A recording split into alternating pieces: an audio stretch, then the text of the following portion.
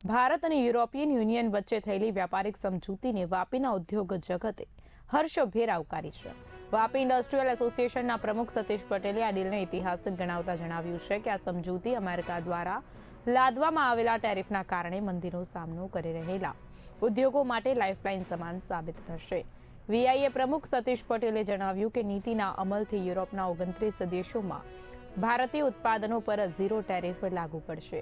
યાદ રાખવા જેવી વાત છે કે આ પગલાંથી આયાત તેમજ નિકાસ બંને ક્ષેત્રે નોંધપાત્ર લાભ થવાની સંભાવના છે. ખાસ કરીને ગાર્મેન્ટ અને કેમિકલ સેક્ટરના ઉદ્યોગોને યુરોપિયન માર્કેટમાં પ્રવેશ માટે મોટું પ્લેટફોર્મ મળશે, જેના કારણે ચીન સામે સ્પર્ધા કરવાની તક મજબૂત બનશે. છેલ્લા 6 મહિનાથી અમેરિકા દ્વારા લાદવામાં આવેલા ટેરિફના ભયને કારણે દબાણમાં રહેલા વાપીના ઉદ્યોગો માટે યુરોપિયન બજાર એક નવો વિકલ્પ બનીને સામે આવશે. આ સમજૂતીથી નિકાસકારોમાં નવી આશા અને ઉત્સાહ જોવા મળી રહ્યો છે અને આવનાર સમયમાં વાપીના ઉદ્યોગોને આંતરરાષ્ટ્રીય સ્તરે વધુ મજબૂતી મળશે એવી આશા વ્યક્ત કરવામાં આવી રહી છે. વાપી ઇન્ડસ્ટ્રી એસોસિએશનના દરેક ઇન્ડસ્ટ્રીઝના ઉદ્યોગકારો અને અહીંના આજુબાજુ સરાઉન્ડમાં આપણે તો વાપી ઇન્ડસ્ટ્રી એસોસિએશનની સાથે જોડાયેલા સંકળાયેલા અને સરાઉન્ડમાં 10,000 ટોટલ યુનિટ છે. એમાં દરેક પેકેજિંગ યુનિટ હોય, પેસ્ટિસાઇડ હોય, કલર, ઇન્ટરમીડિયેટ અને ગાર્મેન્ટ યુનિટ છે.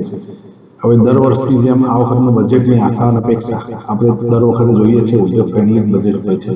માનનીય વડાપ્રધાન નરેન્દ્રભાઈ મોદી સાહેબનું જે બજેટ હોય છે છેલ્લા 10 વર્ષથી આપણે જોઈએ છીએ કે ઉદ્યોગ ફ્રેન્ડલી અને એમએસએમઈ અને એસએમઈ જે સેક્ટર છે એના જે સબસિડી હોય કે જે એમના માટે કંઈ અગાઉની જે નિયમો હોય કે જે ઇન્ફ્રાસ્ટ્રક્ચર હોય કે જે ડેવલપમેન્ટ હોય અને ઇન્ડસ્ટ્રીયલ બેલ્ટમાં જે ઇન્ફ્રાસ્ટ્રક્ચર કરવાનું હોય એ બધું એમાં ઇન્ક્લુડ કરવામાં જ આવે છે. સાથે સાથે જે રીતે અત્યારે જે આપણે બધા વિચારીએ છીએ ગયા વર્ષે 12 લાખ આપણને છૂટ આપવામાં આવેલી હતી. આ વખત બી અમે અપેક્ષા રાખીએ છીએ એનાથી વધારે 10% જેટલું પ્લસ કરીને 12,50,000, 12,70,000 જેટલી છૂટ આપવામાં આવે એવી બધાને આશા અને અપેક્ષાઓ છે.